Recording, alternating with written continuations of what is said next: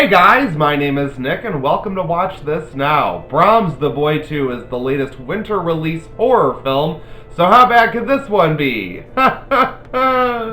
This sequel to the 2016 horror film The Boy stars Katie Holmes as the mother in a family that has just been through a horrific event. So they move to a new home in England in order to get a fresh start, because that always works in horror films.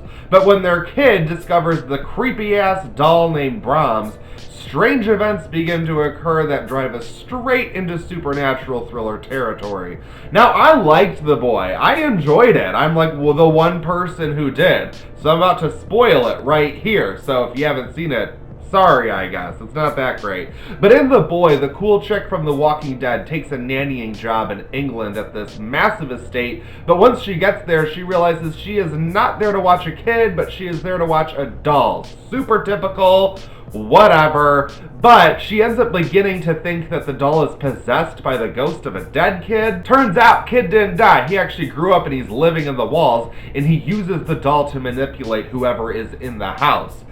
Totally elaborate, very stupid, doesn't make any sense, but I thought it was really creepy. That's the kind of stuff that gets me. Intruders in the house, people watching you in the walls, I mean, that stuff is what gets under my skin. So I really enjoyed The Boy because it happened to mash the best parts of the supernatural thriller with a serial killer film, and I thought it was a welcome surprise to me. But in this sequel, they retroactively decide to make this a supernatural thriller when it tries to become the entire Conjuring universe within the last 30 minutes of the film. Now, I'm not going to spoil this entire movie too, but I am going to give you some information that I think you should know going in, even though I don't recommend you do that. I wouldn't say see this movie. It's real bad. But in the beginning, the family ends up dealing with a home invasion, which is another thing that I'm like, that's terrifying. I think that's terrifying, and I thought it worked in terms of the setup for this film. I thought that was good because Katie Holmes' character, Liza, she is traumatized. She's having waking nightmares. She can't sleep. She is constantly freaking out, which gives us plenty of excuses to have a ton of jump scares. But also the kid Jude is traumatized and he stops speaking. So when the family uproots themselves to this estate in England, which they don't even move into the main mansion, they move into the guest house. That is the kind of downgrade that this sequel is. But when the kid digs up Brahms the doll, who is buried with his hand sticking out of the ground, it's the dumbest thing. I don't get, but whatever.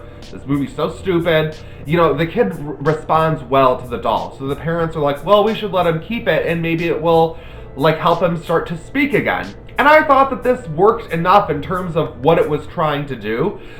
But this entire setup, this whole scenario was just to do what we have seen done before a million times in every creepy kid movie, in every creepy doll movie. It's just some kid doing creepy doll bullshit while a mother is terrorized by a series of jump scares and made to believe that she's crazy. But this movie is so all over the place and convenient. It's like in the beginning of the movie, the dad in the family, he works from home, so he can move wherever. How great. And that makes it so easy for them to move to this location in the first place. But then once they're there, the movie is constantly trying to get rid of the husband so that Katie Holmes can be alone in a room with a creepy doll. And they make this major shift towards supernatural horror, but then they keep this creepy groundskeeper character around, played by the dad from The Witch, and he's just there to be a physical threat when it's convenient for the script. And it's just so dumb. It's like they go so far out of their way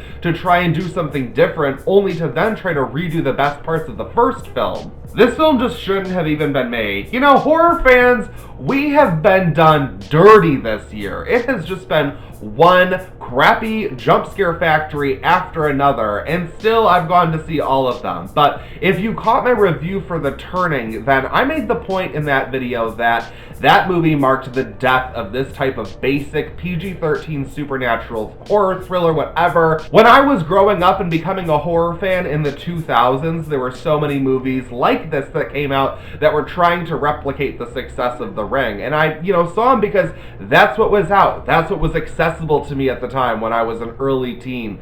But since the 2010s, we have been living in the age of prestige horror. Even the mainstream stuff like the Conjuring film films are trying to be good, and on top of that, we have all of the A24 horror films, which to me, that's like cinematic heroin. Just inject it right into my eyeballs. I love that stuff. And so when I go from something like Midsummer or whatever to Brahms the Boy 2, I'm just like, you know what?